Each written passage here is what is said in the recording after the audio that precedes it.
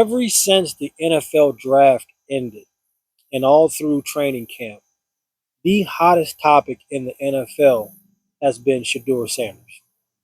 And how the league is hating on him, the league is blackballing him. Well, today I'm going to discuss, well, that's not true. I'm going to tell you and show you examples why that is absolutely bull junk, absolutely baloney. And some of y'all going to like it and some of you won't.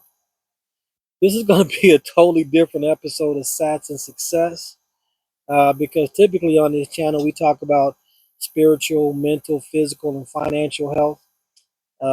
And this may, you know what, this may touch on the mental aspect of people because I don't know what a lot of people are thinking with the opinions that they have and the rhetoric that they're spewing in regards to Shedeur Sanders. So this might touch on the mental health of many because you're in one or two buckets.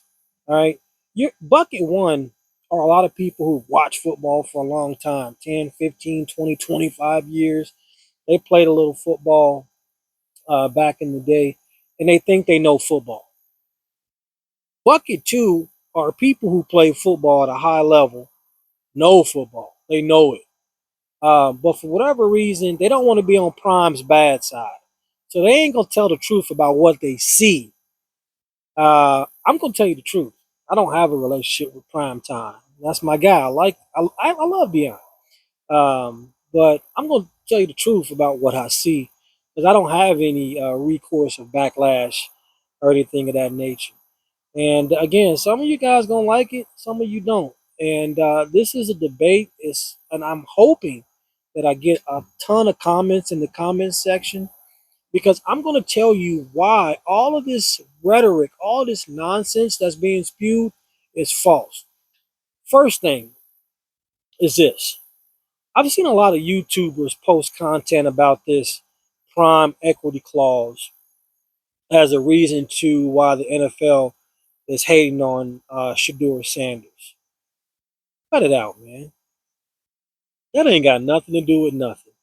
Nothing. That's a shrewd businessman, and kudos to Shedeur Sanders and his father for being shrewd and intelligent. But that ain't got nothing to do with nothing. And I'm gonna tell you why. First and foremost, do you guys understand how much money these quarterbacks like a Mahomes or Joe Burrow, Josh Allen, Lamar Jackson, Jaden Daniels? You know how much money they make for their franchise in this league?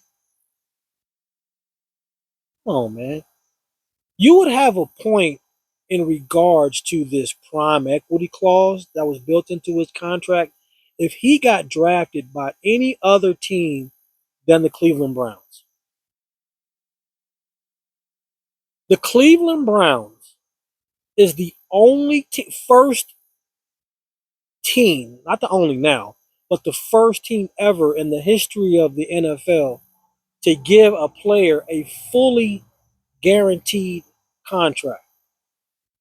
Deshaun Massage Watson. I'm sorry I had to sneak that in. They gave 230 million guaranteed. 230 million guaranteed to a guy they knew had a pending case. 230 million guaranteed to a guy they knew would be suspended by the NFL. They knew it, and they still gave him 230 million. That move right there said it said everything. It said everything, especially in regards to Shedeur Sanders. Because that move right there told me the Browns don't give a crap about what the rest of the NFL owners think. They don't. It had never been done. And that pissed off so many owners. So many owners. They bucked the system.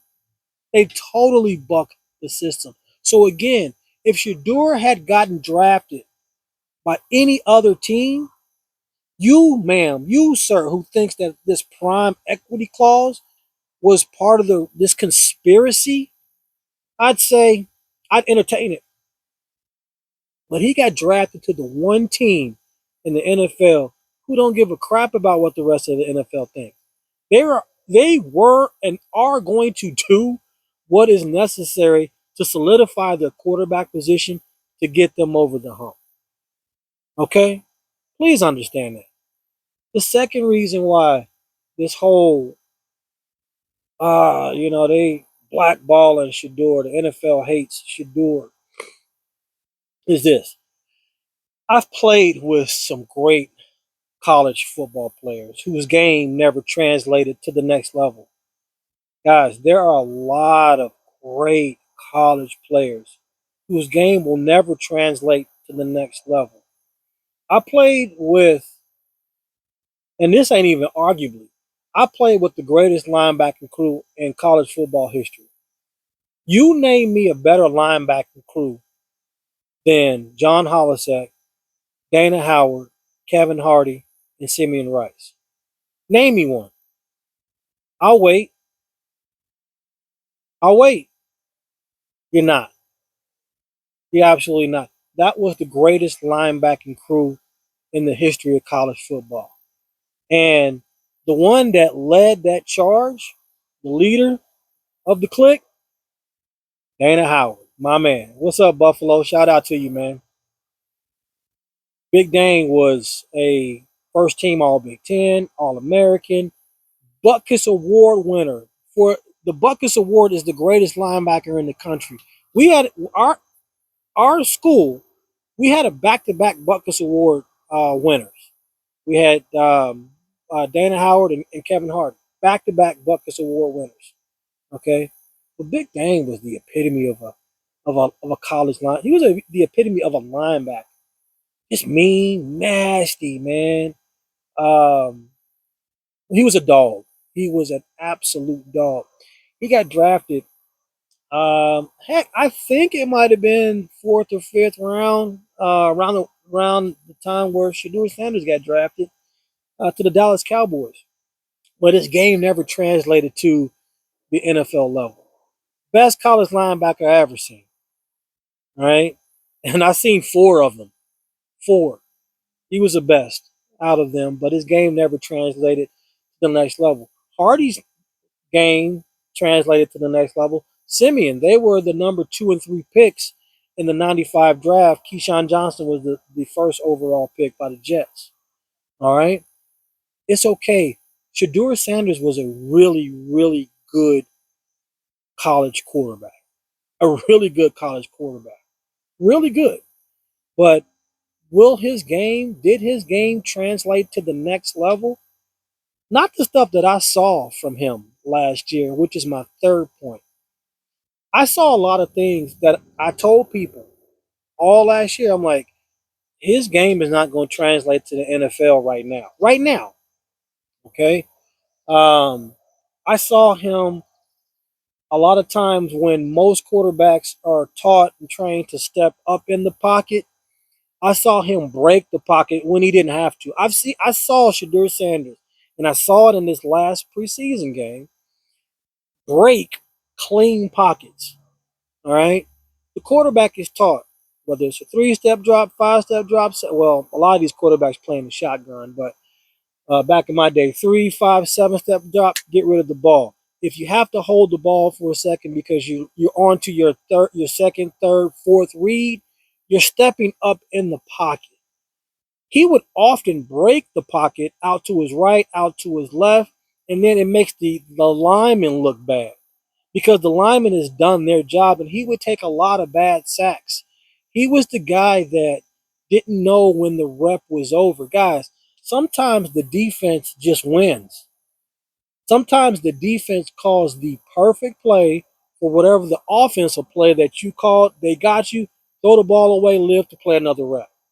He didn't understand that. And there were times where he made things happen, but at the NFL level, that you're not going to get away with that. All right. If the defense beats you on that rep in the NFL, you get rid of the ball, get back in the huddle, get the next play. And this is something that I saw him do over and over and over again at the college level, not really playing that great of a competition week in and week out. He played in the Big 12. He didn't play in the SEC. He didn't play in the Big 10. He didn't play in the ACC. So he was doing that against a decent level of competition. And I'm not citing that as a reason for him not to be drafted higher than he got drafted, or the reason the NFL is hating on him. Heck, Aaron McNair played at Alcorn State. Josh Allen played at Wyoming. They didn't play against great competition, okay? But they didn't do the things that I saw Shedeur Sanders do over and over and over again, things that was going to be detrimental to his success as an NFL quarterback, okay?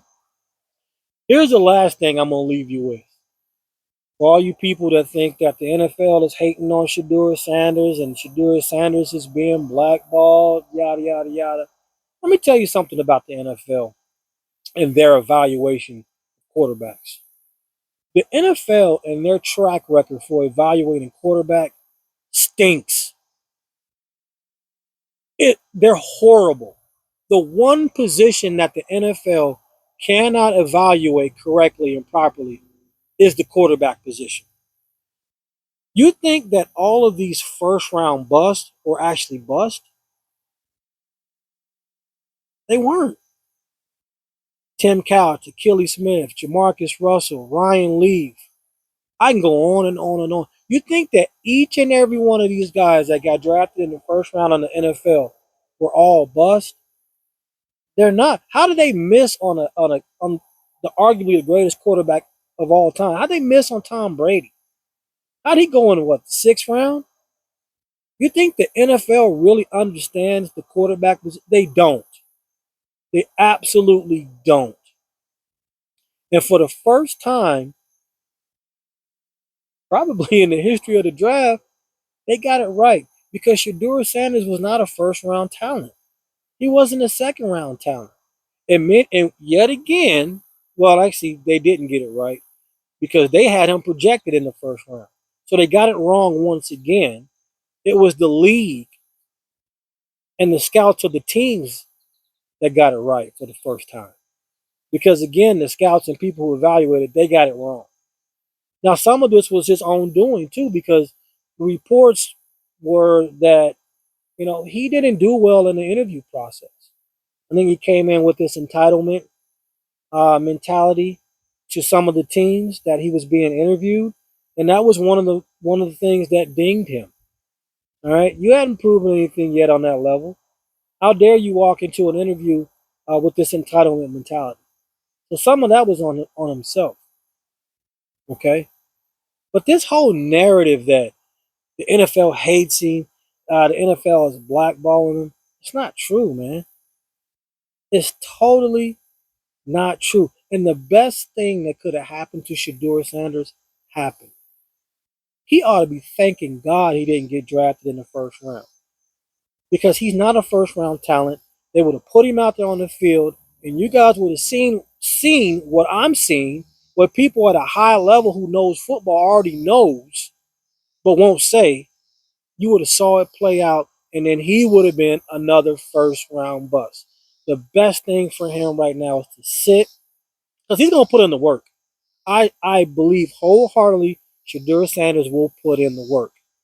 So he gets to sit behind Flacco, learn, watch, develop, and he could be the next Geno Smith.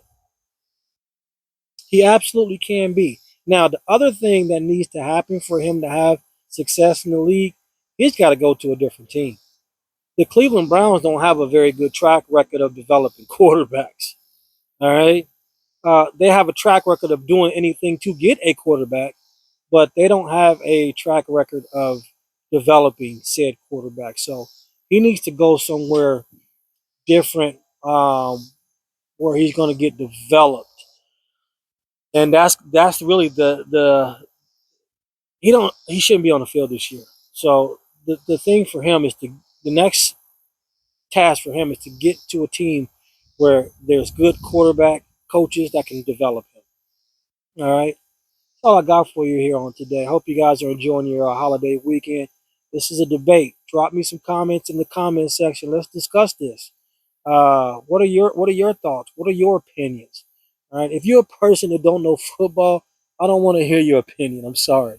All right. I've already heard too much from people who don't know football, who think they know football, spewing and adding fuel to this fire that has raged from the draft through camp. All right. I love you. I appreciate you. I'll see you in the next one. Peace.